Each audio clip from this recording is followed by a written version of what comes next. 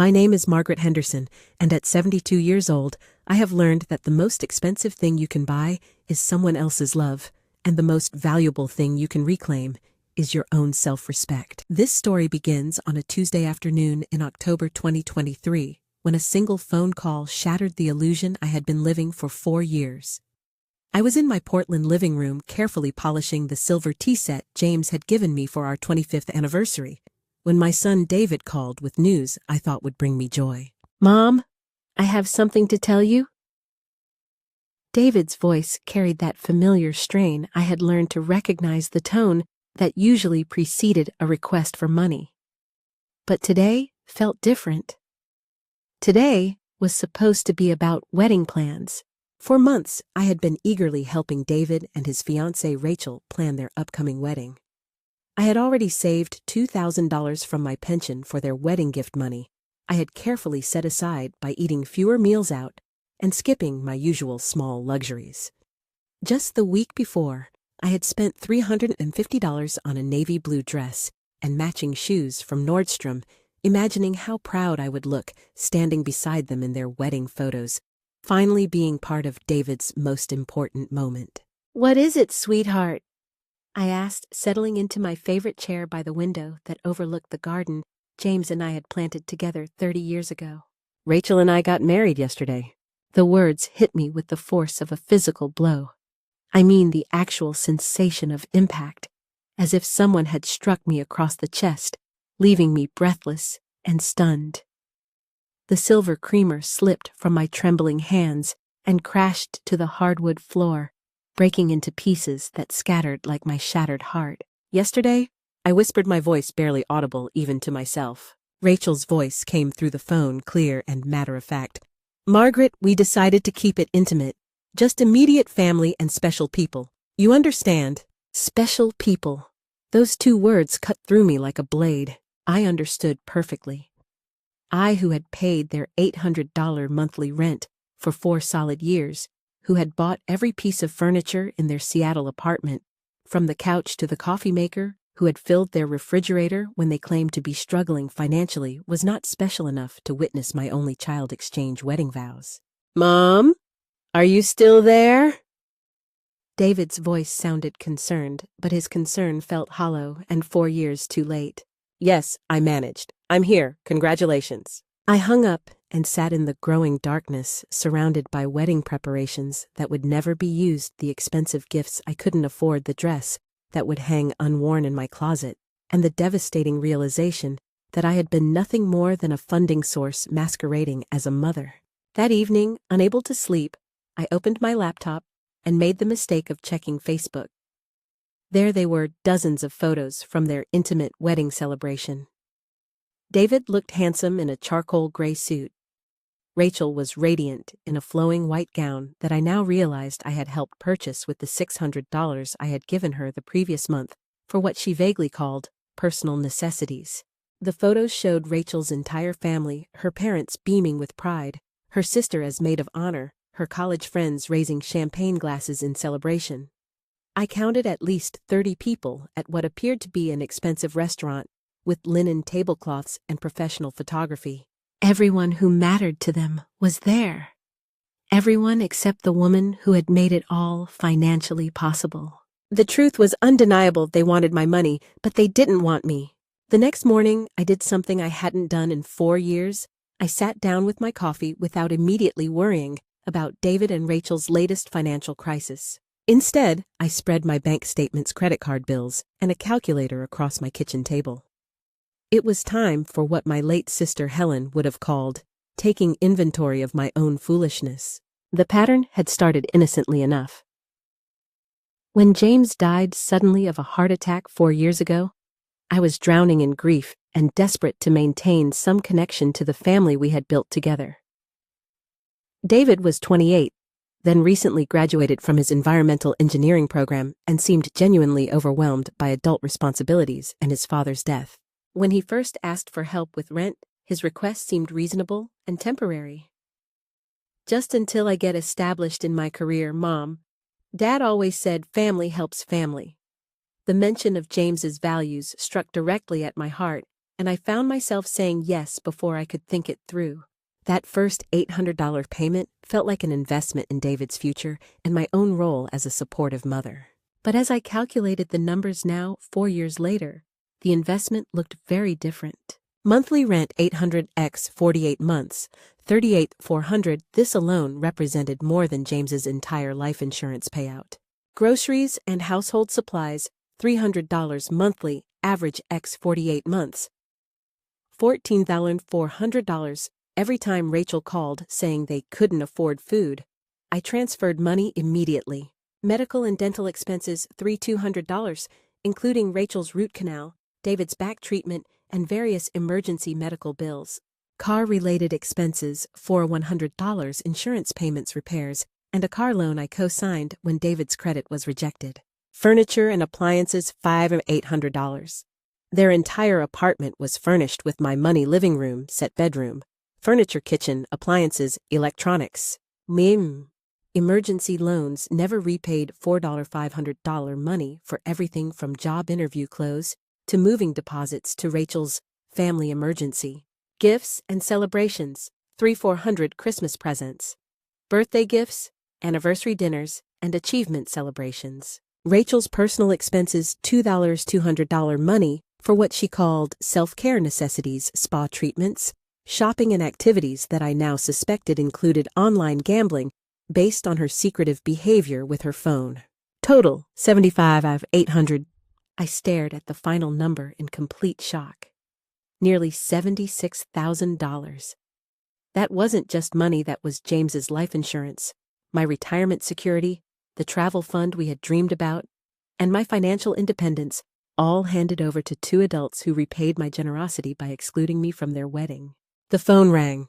Rachel's name appeared on my caller ID. For the first time in 4 years, I watched it ring without rushing to answer. The voicemail that followed was a masterpiece of manipulation.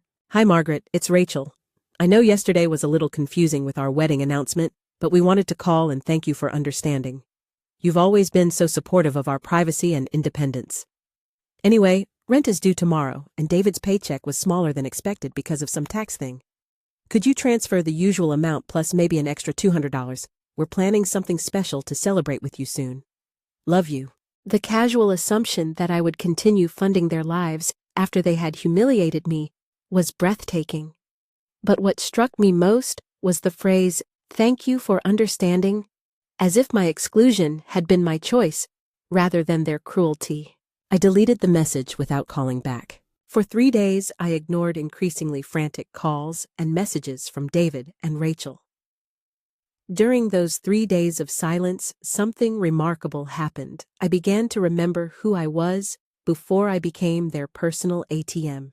I remembered that I enjoyed reading books without interruption, not worrying that every phone call might be another financial emergency. I remembered taking long walks in Powell Butte Nature Preserve without checking my phone every few minutes.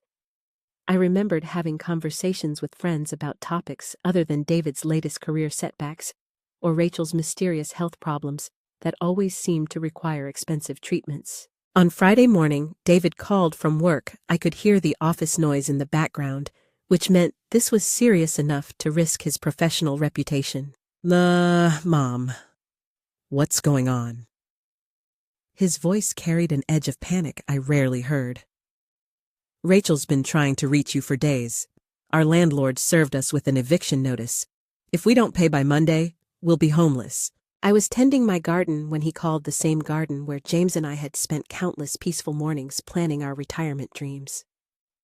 Now surrounded by the roses we had planted together, I felt something I hadn't experienced in years, complete calm in a conversation with my son. "Hello, David," I said, not stopping my work with the pruning shears. "How are you enjoying married life?" "Mom, this isn't the time for small talk. We have a serious emergency here. The rent is $800 and we're already 3 days late. The landlord wants the full amount plus a $150 late fee." "That's unfortunate," I replied, deadheading a particularly beautiful rose. "Have you considered asking your wedding guests for help after all? They were apparently special enough to be included in your celebration." The silence stretched for nearly 30 seconds. "Mom, you're being unreasonable. The wedding wasn't about excluding you. We just wanted something small and private. Typical private. I repeated, remembering the Facebook photos of 30 people celebrating at what looked like a $5,000 reception. David, I'm going to ask you a question, and I want you to think carefully before answering. When was the last time you contacted me when you didn't need money? Another long pause. I could hear him breathing heavily, probably pacing around his office as he did when stressed. That's not fair, Mom. We've been busy with work and wedding planning. When was the last time you visited me just to spend time together? When did you last ask about my health, my loneliness since your father died, or whether I needed anything? We do care about you. It's just that right now we have this crisis. Every month is a crisis, David. For 4 years, I've been responding to crisis after crisis, and somehow they never end. Meanwhile, I can't remember the last conversation we had that wasn't about your financial problems. I heard him take a shaky breath. When he spoke again, his voice had that pleading quality he had perfected as a teenager. Mom, I know we haven't been perfect, but we do love you. And right now, we desperately need your help. If we get evicted, it will destroy our credit. We'll never be able to rent anywhere decent again. The old Margaret would have rushed to the bank immediately. The old Margaret would have transferred not just the rent money, but extra for their distress and inconvenience. But the new Margaret, the one born when Rachel said special people, had different priorities. David, I said gently but firmly, you're 32 years old with a master's degree in environmental engineering. Rachel is 29 with a college education and work experience. The fact that 2 capable adults cannot manage $800 in rent without help from a 72-year-old widow suggests that the problem isn't temporary bad luck. The problem is dependency. So you're just going to let us become homeless? The disbelief in his voice was genuine. I'm going to let you solve your own problems like adults. You can ask for overtime at work. You can get second jobs. You can move somewhere less expensive. You can ask Rachel's parents for help. You have options, you've just never needed to explore them, because I've always been your safety net. I heard office sounds in the background as his co-workers continued their day, unaware that David was having a financial meltdown on company time. Mom, this doesn't sound like you. Are you feeling okay? Maybe you should talk to someone about... I hung up before he could suggest that my refusal to continue financing his lifestyle indicated mental illness. Then I turned off my phone completely. 2 days later, I woke to find 3 vehicles in my driveway. David's Honda, Rachel's Toyota, and a black Mercedes SUV I didn't recognize. Through my kitchen window, I could see David pacing on my front porch while Rachel sat on my porch swing, dabbing her eyes with tissues. A woman in a business suit was taking notes on a clipboard. I dressed carefully, choosing my best blouse and the pearl necklace James had given me for our 30th anniversary. If this was going to be a confrontation, I would face it with dignity. When I opened the door at exactly 9:00 a.m., David rushed toward me with relief and desperation written across his face. Mom, thank God. We've been so worried about you. This is Dr. Sarah Chen from Multnomah County Elder Services. We asked her to do a wellness check because of your recent changes. Dr. Chen stepped forward with a professional smile and an official folder. She was a woman in her 40s with kind eyes but a serious demeanor that immediately put me on guard. Mrs. Henderson, I'm a geriatric social worker. Your family has expressed concerns about some significant changes in your behavior and judgment over the past week. They're worried that you might be experiencing cognitive difficulties or possibly being influenced by someone who doesn't have your best interests at heart. The audacity was breathtaking. David and Rachel had called a government social worker to evaluate my mental competency because I had stopped paying their bills. I looked directly at my son, this man I had raised alone after James's death, whom I had supported through college and graduate school, whose dreams I had financed, even when it meant sacrificing my own comfort. Dr. Chen, I said calmly, do you have legal authority to be here? A court order or warrant requiring my cooperation with this assessment. She seemed taken aback by my directness. This is an informal wellness check, Mrs. Henderson. Your family is concerned about your well-being and asked us to evaluate whether you might need additional support services. What specific behaviors have they reported as concerning? I asked, genuinely curious about how they had framed my financial independence as a mental health crisis. Dr. Chen consulted her notes. According to your son and daughter-in-law, you have abruptly terminated all financial assistance to your family, causing them to face eviction and homelessness. You've refused to explain your reasoning or discuss the situation rationally. You've become suspicious of their motives and made accusations of manipulation. These represent a significant departure from your established pattern of generous family support. Rachel spoke for the first time, her voice trembling with what appeared to be genuine emotion. Margaret, we're scared. You've been like a second mother to me for years. This isn't like you at all.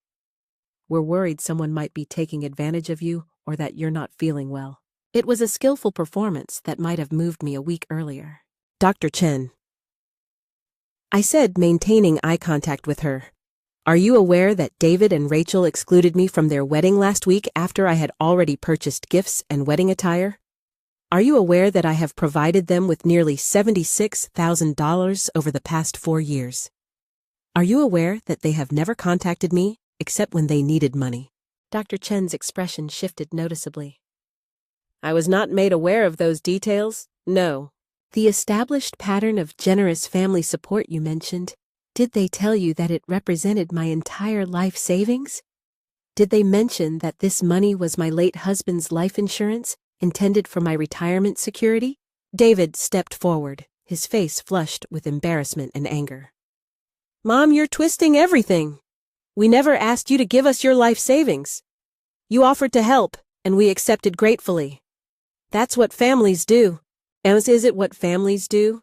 David, do families exclude mothers from weddings? Do families threaten elderly relatives with mental health evaluations when the money stops flowing?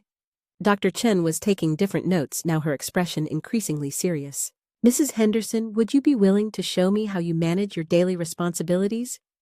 Your household finances, personal care. For the next hour, I walked Dr. Chen through my completely independent, well-organized life. I showed her my systematic bill-paying process, all accounts current and properly managed. I showed her my medical records indicating excellent health for my age. I demonstrated that my house was clean, well-maintained, and safe. I showed her my active social calendar, volunteer commitments, and community involvement. Most importantly, I showed her 4 years of financial records documenting the systematic pattern of escalating requests and emotional manipulation from David and Rachel. By the end of our conversation, Dr. Chen was nodding approvingly. Mrs. Henderson, I see no evidence of cognitive decline, mental illness, or inability to manage your affairs. Your decision to reassess your financial priorities shows sound judgment, not impairment. She turned to David and Rachel with a stern expression. Based on what I've observed, your concerns appear to be more about financial impact than genuine welfare issues. I would suggest that bringing social services into family financial disputes may not be the most appropriate approach. After they left, I sat in my living room feeling emotionally drained but also oddly vindicated. A trained professional had confirmed what I knew to be true. I was mentally competent, and my decision to protect my finances was rational and appropriate. That evening, I called Patricia Williams, the attorney who had handled James's estate planning. Patricia was a sharp woman in her 50s who had been gently encouraging me to update my will and financial protections for months. Margaret, she said after I explained the day's events, what David attempted today is elder financial abuse, which is a felony in Oregon. Bringing a social worker to your home under false pretenses could also constitute harassment and intimidation. Patricia's downtown Portland office exuded competence and success. When I arrived the next morning, she had already researched my legal options and prepared a comprehensive protection plan. We need to document everything, she said, spreading my financial records across her conference table. Every payment, every manipulative request, every threat. We also need to implement immediate asset protection measures. Over the next 3 hours, we built what Patricia called my financial fortress. We moved my accounts to a new bank where David had no access or knowledge. We changed all passwords and security information. We established automatic bill payments to demonstrate continued competent financial management. Most importantly, we arranged for comprehensive medical and psychiatric evaluations to create an official record of my mental competency. Margaret, Patricia warned, as we concluded our meeting. David and Rachel are facing eviction and potential financial ruin. When people are desperate and accustomed to seeing you as their financial solution, they often escalate to more extreme measures. What kind of escalation? I asked, though I wasn't sure I wanted to know. They might file for emergency guardianship, claiming you're mentally incompetent to manage your affairs. They might argue that you're being manipulated by me or someone else. They might even try to break into your home looking for evidence of mental decline.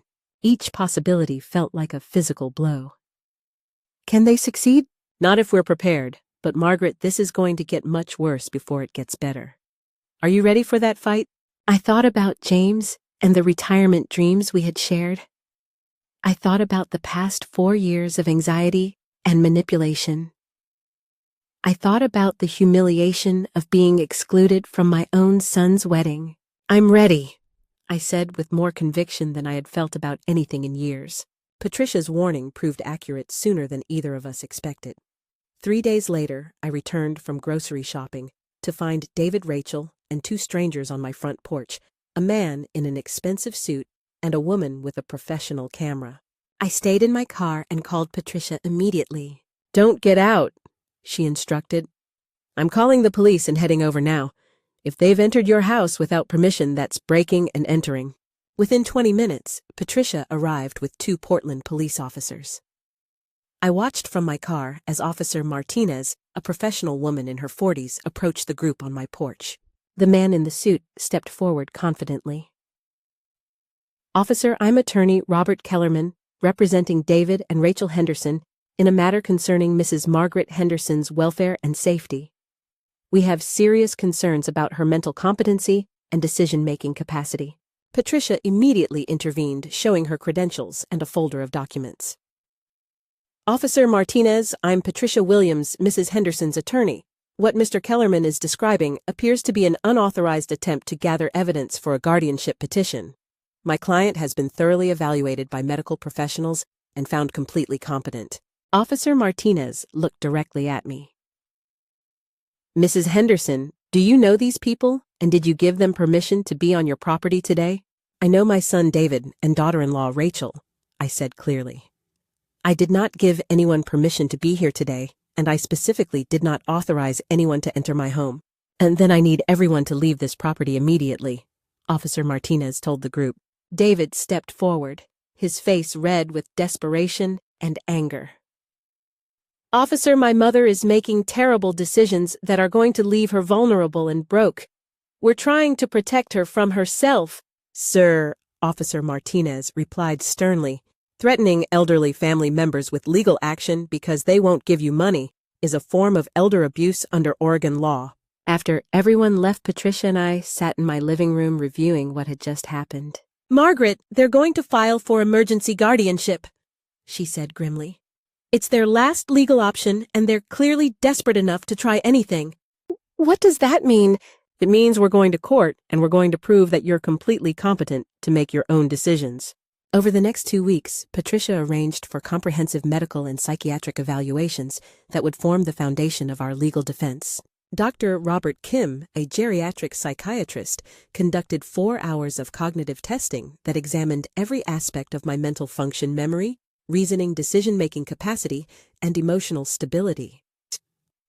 Mrs. Henderson, Dr. Kim explained as we reviewed his findings, your cognitive function isn't just normal for your age, it's superior. Your memory, reasoning ability, and decision-making capacity are all in the top 10% for your demographic group. Any claim of mental incompetence would be not just false, but absurdly so. We also documented my social functioning and daily independence. My neighbor, Eleanor Hoffman, who had become a close friend, was prepared to testify about my competence and community involvement. My volunteer work at the Portland Women's Resource Center provided additional witnesses. Dr. Jennifer Walsh, my primary care physician, submitted comprehensive medical records showing excellent physical and mental health. But Patricia also prepared me for what we would face in court. Margaret, David, and Rachel are going to paint you as a confused, lonely widow who has turned against her loving family for irrational reasons. They'll probably bring witnesses who will claim you've been acting strangely or making poor decisions. You need to be prepared for them to attack your character in very personal, painful ways. 3 days before the hearing, we received the witness list David's attorney planned to present. Most were people I didn't recognize, but one name stood out: Tom Bradley, David's college friend, who had helped him get his current job. I remembered David mentioning Tom frequently over the years, always in positive terms, as a close friend and professional mentor. Tom worked at the same environmental consulting firm and had apparently been instrumental in David's hiring. I wonder what Tom could possibly testify about, I told Patricia. David always spoke of him as a supportive friend. We'll find out soon enough, Patricia replied. But in my experience, when people are desperate, even their closest relationships can become complicated. The guardianship hearing took place on a gray November morning in Multnomah County Family Court. Judge Elizabeth Morrison, a woman in her 60s with silver hair and penetrating eyes, presided over a courtroom that felt both formal and intimate. David and Rachel sat with Attorney Kellerman, both looking nervous but determined. Rachel kept dabbing at her eyes with tissues, while David stared straight ahead with the rigid posture of someone trying to control strong emotions. I sat beside Patricia wearing my best navy suit and James's pearl necklace, feeling more prepared and confident than I had in years. Judge Morrison began by explaining the legal standards. For the court to grant guardianship, there must be clear and convincing evidence that Mrs. Henderson lacks capacity to make informed decisions about her personal care or financial affairs due to mental illness, cognitive impairment, or other incapacitating condition. Attorney Kellerman rose to present their case with professional confidence. Your Honor, Mrs. Margaret Henderson has exhibited dramatic and concerning personality changes over the past month. She has abruptly and irrationally terminated all financial support to her son's family, creating a housing crisis that threatens their stability and safety. She has refused to provide any reasonable explanation for these decisions, has become increasingly paranoid about family motives, and has made false accusations of manipulation and abuse. He continued, This represents a complete departure from Mrs. Henderson's established 4-year pattern of generous, loving family support. The evidence suggests cognitive decline, possible dementia, or undue influence from outside parties seeking to isolate her from her family. When Patricia stood for our opening statement, she walked to a large screen and projected a financial summary that made audible gasps echo through the courtroom. Your Honor, let's examine the loving family support that Mr. Kellerman describes. The numbers appeared in stark detail. Monthly rent payments, $38 out of $400 over 4 years. Living expenses and groceries, $14,400 over 4 years. Medical and dental expenses, $3,200 car-related costs, $4,100 furniture and household items, $5,800 emergency loans, never repaid, $4,500 gifts and celebrations, $3,400 Rachel's personal expenses, $2,200, total $75,800. Your Honor, this is not a loving family relationship. This is systematic financial exploitation of a grieving widow. Mrs. Henderson supported 2 capable adults for 4 years, receiving minimal contact, except when they needed money, and was ultimately excluded from their wedding celebration. When she finally set financial boundaries, their immediate response was to question her mental competency. This case isn't about protecting a vulnerable elderly woman. It's about desperate people trying to maintain their income source. The witness testimony began with David taking the stand. Under Kellerman's gentle questioning, he painted a picture of a mother who had suddenly turned against her loving family without explanation or rational cause. But Patricia's cross-examination was methodical and devastating. Mr. Henderson, when did you last visit your mother when you didn't ask for or receive money? David shifted uncomfortably. We visit regularly to spend time together. I asked specifically, when did you last visit without any financial transaction? Can you give me a date? Long pause. I don't keep track of specific dates for family visits. Can you estimate within the last month, 6 months, year? It's difficult to remember exactly because we see her frequently. Mr. Henderson, When did you last call your mother solely to check on her welfare with no request for financial assistance? Again, no specific answer. Are you aware that your mother spent $350 on wedding attire for your celebration?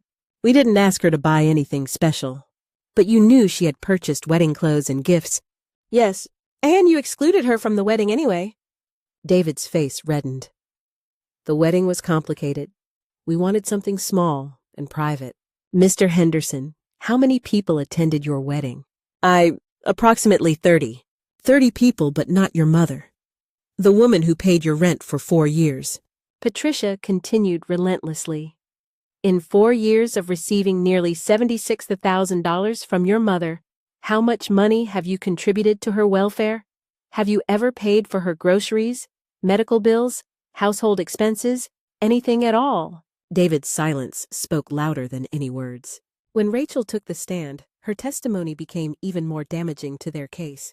Mrs. Henderson Kellerman asked, "How would you describe your relationship with Margaret?" "She's been like a second mother to me," Rachel said, her voice trembling with emotion. "She's always been so generous and loving. That's why this change is so frightening. It's like she's become a different person." Under Patricia's cross-examination, however, Rachel's facade began to crumble. "Ms. Henderson, when did you last contact Margaret without requesting money?" "We call her regularly just to talk." "I'm asking specifically, when did you last call her with no financial need or request involved?" Rachel's eyes darted nervously. "It's hard to remember specific conversations."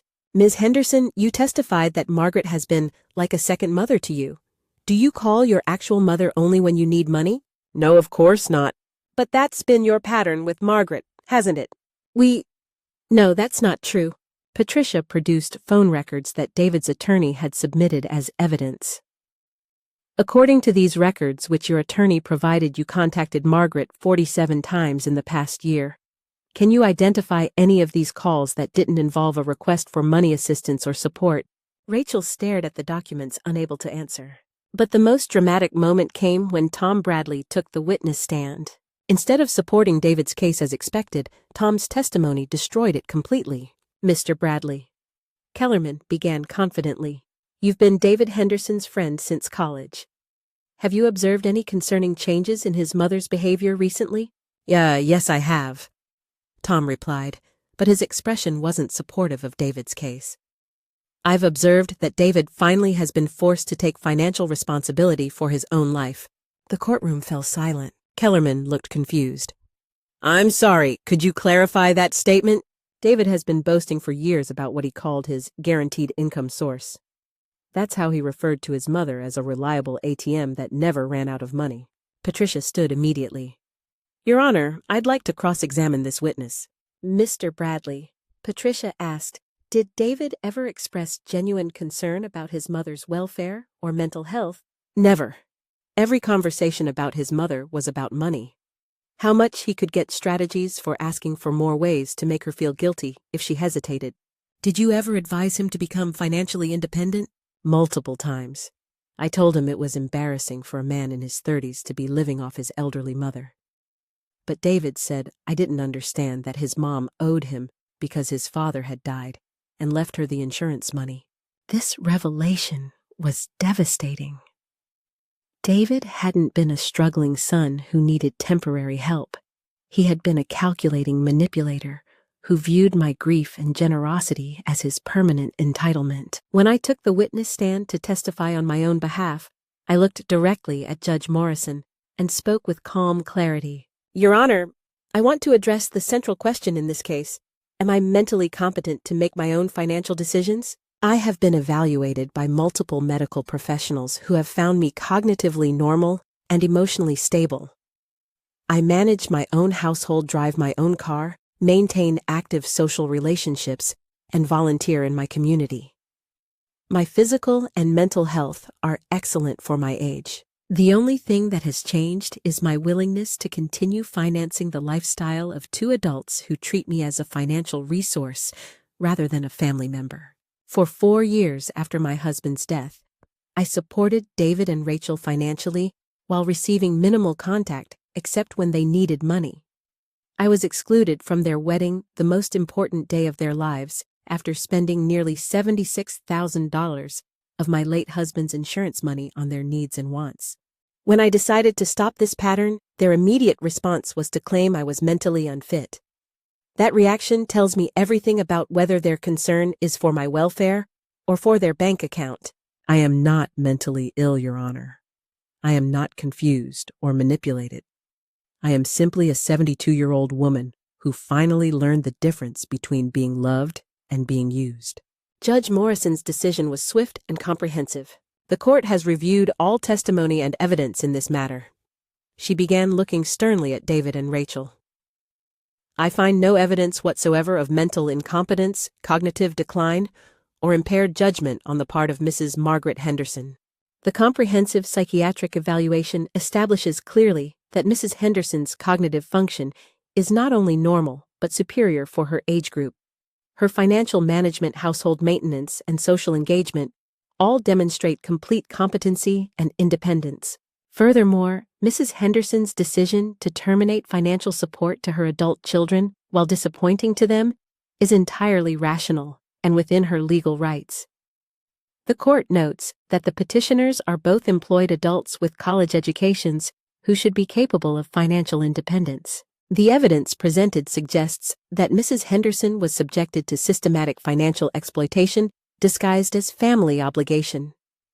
The testimony indicates that the petitioners viewed her primarily as a source of income rather than as a family member deserving of respect and genuine affection. The court is particularly concerned by testimony suggesting that Mr. Henderson referred to his mother as a guaranteed income source and believed she owed him money because of his father's death. The petition for guardianship is denied in its entirety. Mrs. Margaret Henderson retains complete legal and financial control over her person and property. Additionally, given the evidence of harassment and intimidation presented, the court is issuing a restraining order prohibiting David Henderson and Rachel Henderson from contacting Mrs. Henderson except through legal counsel for a period of 1 year. As we left the courthouse, Patricia squeezed my shoulder. Margaret, you didn't just win a legal case today. You reclaimed your life and dignity. 2 days after the court victory, Eleanor knocked on my door with news that completed the picture of David and Rachel's deception. Margaret, I thought you should know I ran into David's colleague at the grocery store yesterday. Apparently, the financial records required for the court case revealed that Rachel has been gambling online with the money you gave her for personal expenses. David only found out when their attorney demanded complete financial disclosure, and he's furious about being deceived. The final piece of the puzzle fell into place. Rachel's constant requests for personal money, her secretive behavior with her phone, her mysterious stress and exhaustion. She had been feeding a gambling addiction with my generosity while manipulating both David and me. The colleague said David filed for divorce yesterday, Eleanor continued. Apparently, Rachel had accumulated nearly $15,000 in gambling debts that she'd been hiding from him.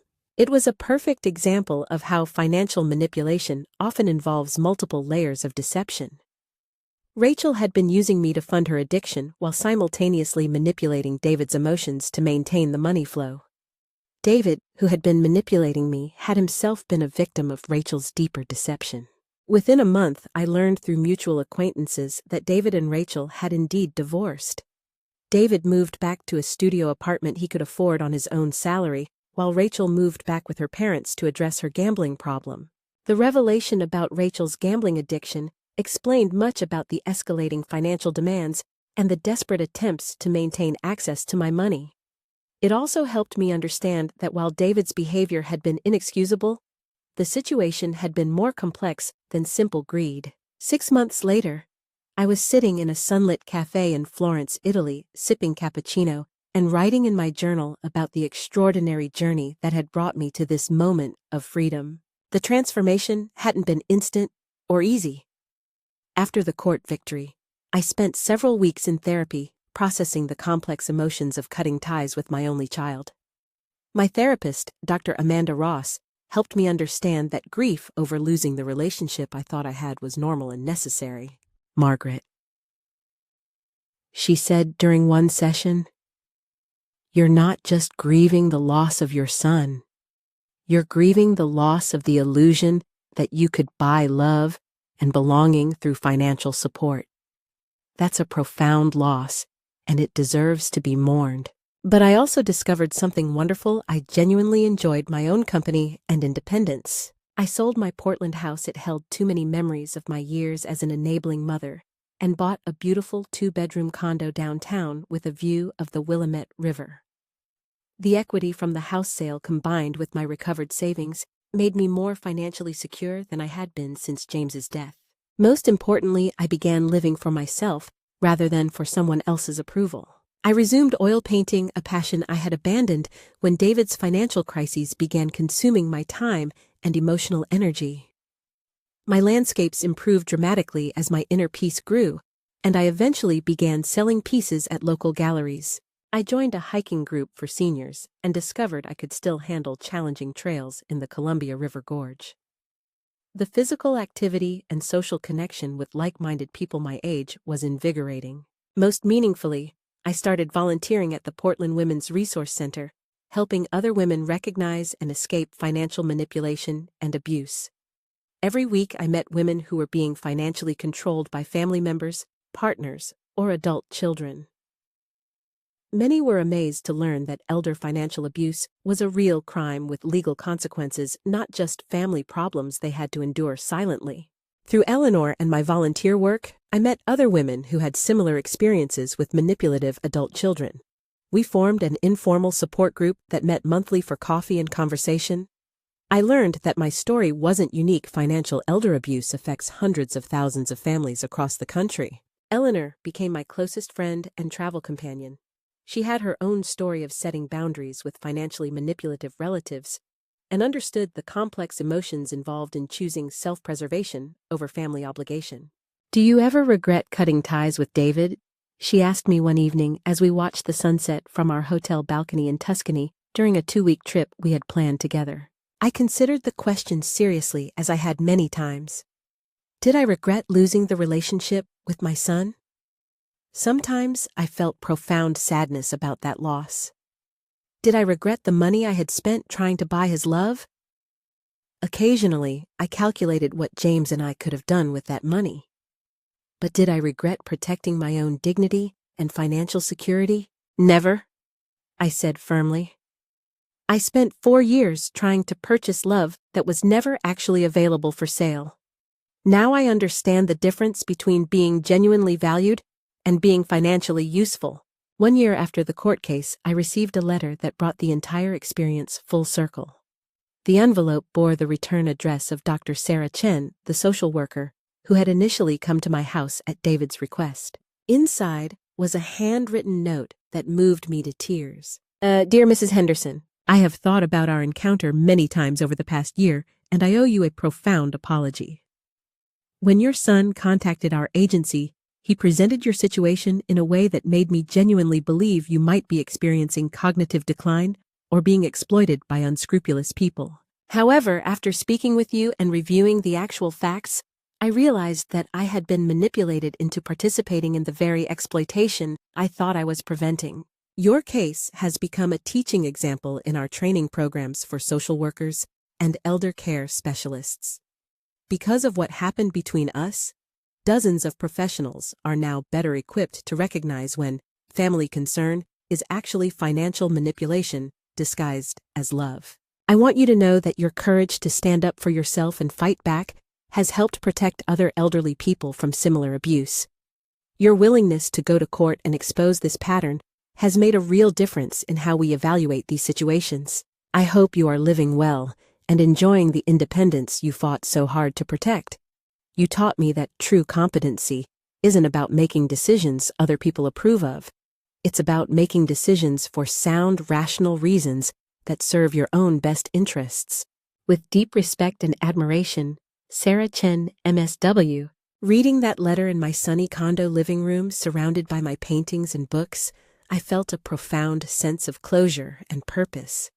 My painful experience had meaning beyond my personal liberation. Other elderly people would be better protected because I had refused to remain a victim. Today, at 72 years old, I want to share the 7 most important lessons I learned during the most difficult and ultimately most liberating period of my life. Lesson 1. Love cannot be purchased, only rented temporarily. When I spent $7,800 trying to buy David and Rachel's affection, I discovered that purchased attention disappears the moment payments stop. Real love doesn't require financial transactions and doesn't vanish when money becomes unavailable. The people who truly care about you will value your presence more than your presence. Lesson 2. Enabling is the opposite of helping. Every month I paid David's rent, I thought I was being a supportive mother. In reality, I was preventing him from developing essential life skills and taking responsibility for his choices. True help empowers people to become independent and self-sufficient, not more dependent on outside support. Lesson 3. Manipulation often wears the mask of concern. When David brought Dr. Chen to evaluate my mental health, he framed it as loving worry about my welfare. When he threatened legal action, he called it protecting me from poor decisions. I learned that manipulative people are experts at making their self-serving actions appear motivated by care and concern for others. Lesson 4. Setting boundaries is an act of self-respect, not selfishness. The people who react with anger and threats when you establish limits are usually the ones who are benefiting from your lack of boundaries. Healthy relationships respect and support reasonable limits. Exploitative relationships try to eliminate them through guilt, manipulation, and intimidation. Lesson 5. Financial independence equals personal freedom. As long as I was supporting David and Rachel, I was emotionally dependent on their approval and inclusion. My self-worth was tied to their willingness to accept my money and provide minimal attention in return. When I reclaimed control of my finances, I also reclaimed control of my life decisions and emotional well-being. Lesson 6. It's never too late to rewrite your story. At 71, I thought my role was simply to support the next generation and fade quietly into the background. Instead, I discovered that my most authentic, fulfilling, and adventurous years were just beginning when I finally started living for myself rather than for others' expectations. Lesson 7. Professional support is invaluable when facing family manipulation. Patricia Williams didn't just provide legal representation, she helped me understand that what was happening to me had a name: elder financial abuse, legal consequences, and solutions. Having professional validation that I wasn't crazy or selfish was crucial to my recovery and successful defense. Epilogue. A life worth living. This morning, I woke up in my beautiful condo overlooking the Willamette River and made coffee without worrying about anyone else's financial crisis. I checked my calendar and smiled at the activities planned for today: painting class at 10 a.m., lunch with Eleanor and our book club friends, and an evening volunteer shift at the Women's Resource Center. Tonight, I'm having dinner with Maria Santos, a 68-year-old woman I'm helping through her own situation with financially manipulative adult children.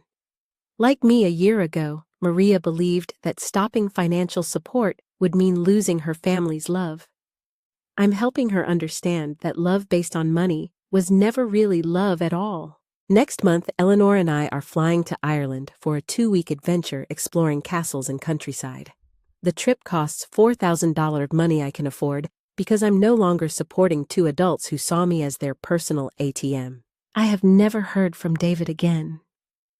Through mutual acquaintances, I learned that after his divorce from Rachel, he moved to a smaller apartment, got a second job, and began living within his means for the first time in his adult life. Part of me hopes that learning to support himself has helped him grow as a person. Another part of me recognizes that his growth, or lack thereof, is no longer my responsibility. Do I sometimes feel sad about losing my only child? Yes, especially during holidays or when I see other families together. But I have learned to distinguish between missing the son I thought I had and grieving the relationship that actually existed. The son I thought I loved was caring, appreciative, and genuinely concerned about my welfare. The son who actually existed saw me as a financial resource to be managed and manipulated. I don't miss being used, controlled, and taken for granted. I don't miss the anxiety of never knowing when the next emergency would arise. I don't miss measuring my worth by how much money I could provide. Most importantly, I have discovered that being alone by choice is infinitely better than being exploited in the name of family love. My name is Margaret Henderson. I am 72 years old, and I am living proof that it's never too late to stop being a victim and start being the hero of your own story. True love never comes with a price tag, and personal freedom is worth every sacrifice required to achieve it. If you recognize yourself in my story, please know that you deserve better. You deserve relationships based on genuine affection rather than financial transactions. Trust your instincts, seek professional help when you need it, and never apologize for protecting your own welfare and dignity. You are worth more than your bank account. You matter as a person, not just as a provider. And sometimes the greatest gift you can give someone is refusing to enable their worst behavior, even when that someone is your own child. If this story resonates with you, I encourage you to share your thoughts and experiences. Remember, you are not alone, and it's never too late to reclaim your life. Author's note. This memoir reflects the experiences of countless elderly individuals who face financial exploitation by family members. Elder financial abuse affects an estimated 5 million seniors annually in the United States. If you recognize these patterns in your own life, please contact Elder Abuse Hotlines, 1-800-677-11116 financial counselors or legal professionals who specialize in protecting seniors' rights. Help is available, and you deserve to live with dignity and respect.